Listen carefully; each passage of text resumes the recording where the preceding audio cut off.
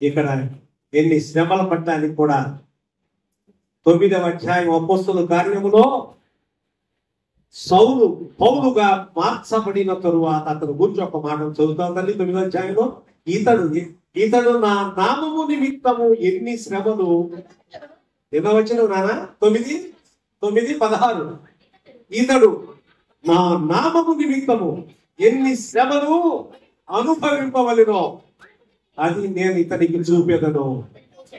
ఏమన్నాడు?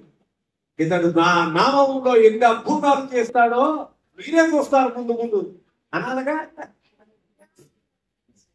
యేసయ్య నడికట్టు విప్పి మీద వేస్తే బతికినోడు అంటే ఆ సందర్భం నేను చెబుతున్నాను. కానీ పౌలు నడికట్టు విప్పి బతికివాడి మీద వేస్తే బతికాడు. రోగాలు బాగుపడ్డాయి, నీడపడి బాగుపడ్డారు. పౌలు గారు నీడపడి మరి ఏమన్నాడు యేసుప్రభువు? ఇతడు నా నామములో ఎన్ని అద్భుతములు చేస్తాడో ఇతరులకు చూపిస్తా అలా. కానీ చేశాడు. కానీ చెప్పింది ఏంటి తెలిసిందా?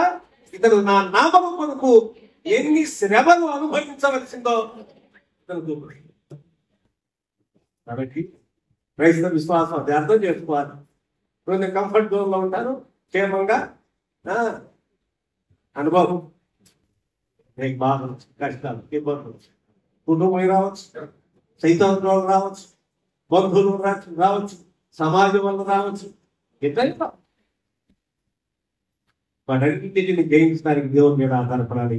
అట్టి అనుభవం దేవుడు మనల్ని ప్రతిష్ఠించి స్థిరపరచును గాక.